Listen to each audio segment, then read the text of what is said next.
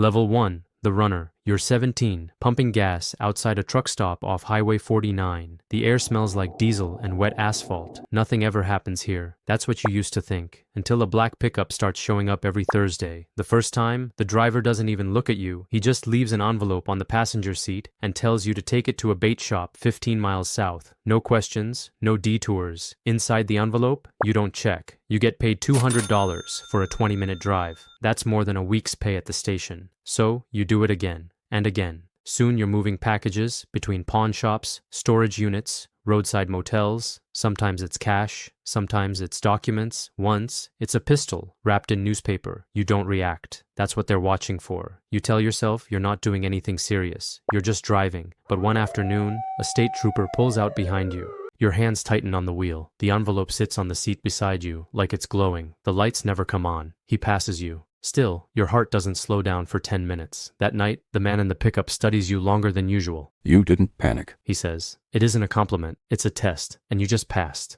Level 2. The lookout. You don't drive envelopes anymore. Now you sit. Plastic chair. Outside a small gambling room disguised as a pool hall. A sweet tea sweating in your hand. Phone in your pocket. Your job is simple. Watch the road. County deputies roll by twice a night. They don't bother stopping. Sometimes they nod. Sometimes they don't look at all. You're told not to worry about them. The real threat doesn't wear uniforms. You're taught the signs. Out-of-state plates that circle twice.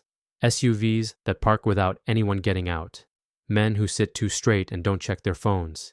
If you see something wrong, you send one word. That word decides whether men inside walk out calmly or run through the back door. At first, it feels small. You're just observing. But then one night, a van parks across the street. Engine off. Lights out. No movement. Your instincts say nothing. Your fear says something. You hesitate.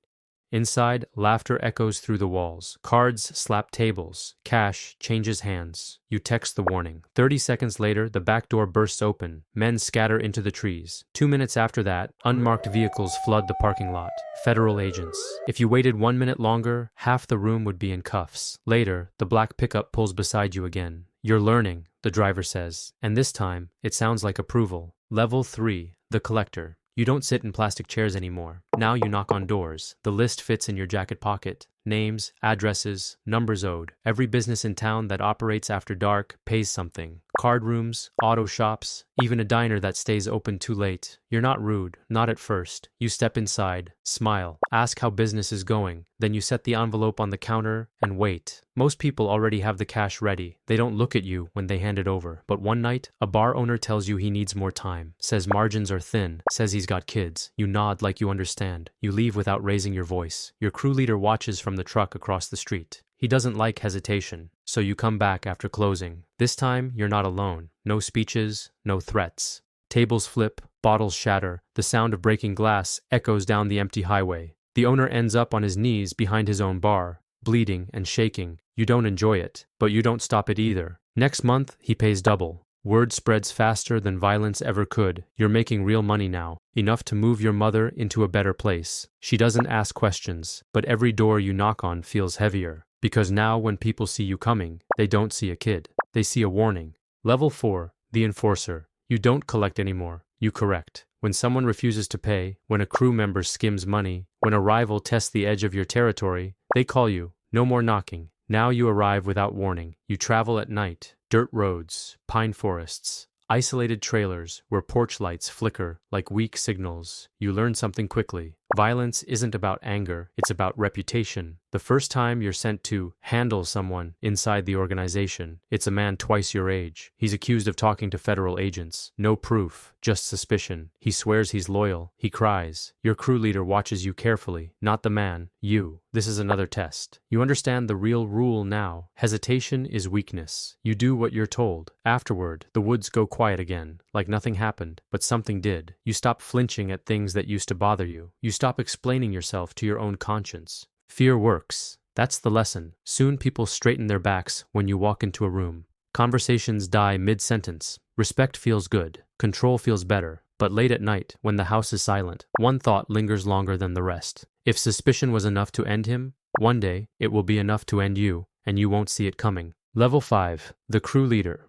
You don't take orders in parking lots anymore. Now men wait for you to speak. 6 of them, sometimes 10, young, hungry, reckless. They look at you the way you once looked at someone else, like you're the doorway to something bigger. You run burglary crews across 3 counties, pharmacies, hunting supply stores, rural warehouses with outdated alarm systems, quick jobs, clean exits, rotate vehicles, burn the plates. Money flows steady now. You don't flash it. That's amateur. Instead, you buy land under someone else's name. A small construction company, equipment that explains income without explaining too much. You've learned the Southern way, hide in plain sight. But leadership isn't power, it's pressure. One of your guys gets pulled over with stolen merchandise in the trunk. He calls you from jail, panicking, swears he won't talk. You hang up and immediately assume he will, so you test your crew. You tell each man a different version of your next job, slight variations, different times, different locations. 2 days later, law enforcement raids one of the fake locations. Now you know who leaked. You don't confront him right away. You let him relax first. Leadership isn't about yelling. It's about knowing more than anyone else in the room. But the higher you climb, the quieter your life becomes. Because now, the men above you are watching too. And they test leaders the same way you test your crew. Level 6. The broker.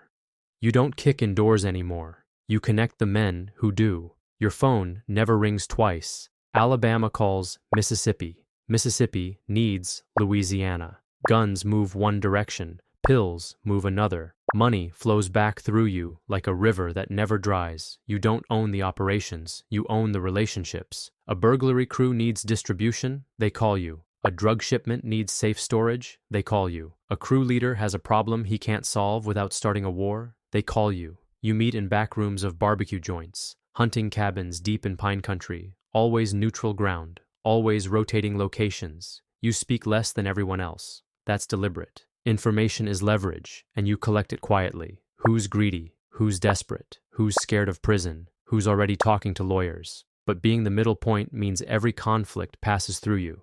2 crews you introduced start fighting over territory. Shots fired, 1 man dead. Both sides demand you choose. You study the numbers, the arrests, the ambition levels, then you back the one most likely to win. The other side collapses within weeks. No one blames you publicly, but everyone understands something now. You're not loyal to people, you're loyal to survival, and survival is starting to look expensive. Level 7, the financier. You don't attend meetings in person unless it matters. Most days, you sit behind tinted glass and let other men take the risks. Your money moves before you do. You fund large shipments now, multi-state operations, fraud schemes that require patience instead of force. You don't carry weapons, you carry percentages. 10% here, 15 there. It adds up fast. Warehouses, car dealerships, a quiet stake in a shipping company near the Gulf. Everything clean on paper, everything dirty underneath. You've become something different, not muscle, not management. Infrastructure. Men who once intimidated you now ask for capital. They pitch ideas like businessmen, routes, margins, risk exposure. You nod, you invest, you expect returns. But something changes. The adrenaline is gone. You're not in the woods at night anymore, not watching roads, not knocking on doors. You're insulated, and insulated men get comfortable. Then 3 arrests happen within the same month. Different counties, different crews, same federal task force. That's not coincidence. That's strategy. You call a lawyer who owes you favors. He doesn't say much, but he says enough. They're building something bigger. Now you realize the danger isn't violence. It's patience. And somewhere, in a quiet office under fluorescent lights, someone is mapping your entire network, piece by piece. Level 8. The Southern Kingpin. You don't introduce yourself anymore. Other people introduce you in rooms you're not even in. Sheriffs know your name, but never say it out loud. Judges attend charity events funded by companies you quietly own. County commissioners shake hands with men who answer to you. You don't threaten, you offer solutions. A struggling business gets capital. A campaign gets support. A problem disappears before it becomes public. Violence is inefficient at this level. Influence is cleaner. You live outside the city now. A large house hidden behind long stretches of pine and private gates. Cameras on every corner. Former military security rotating shifts. You rarely drive the same vehicle twice in a week. On paper, you're legitimate. Construction, logistics, real estate. In reality, every shipment across 3 states passes through channels you built. Money is no longer exciting. It's abstract. Numbers moving through accounts that never touch your hands. But isolation grows heavier. You don't attend weddings, funerals, church. Public means exposure. Your children know you travel often. They don't know why. Then one morning before sunrise,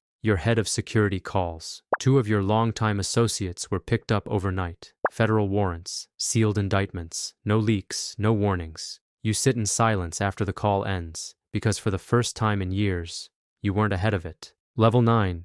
The fall. They don't storm the house. There's no shootout, no dramatic last stand. It happens in daylight. You're stepping out of a courthouse after a zoning meeting for one of your legitimate projects when unmarked vehicles close in.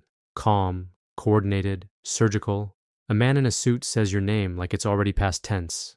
The indictment is thick. Years of wiretaps, financial trails, witness testimony, photos you didn't know existed. They weren't chasing your violence. They were documenting your patience. In court, the room feels smaller than any cabin meeting you ever ran. Former allies take the stand, men you financed, men you protected. They point at you without hesitation. They use words like mastermind, organizer, architect. You don't react. But something shifts when one of your old crew leaders avoids eye contact entirely. That silence hurts more than betrayal. Your empire dissolves before the sentence is even read. Assets frozen, property seized, accounts emptied. Power disappears faster than it was built. When the judge finally speaks, it feels procedural, inevitable, decades. You're led away in cuffs that don't feel heavy. What feels heavy is the realization that the system you navigated for years was always bigger than you. And somewhere, back off Highway 49, a 17-year-old kid is pumping gas, watching a black pickup pull in.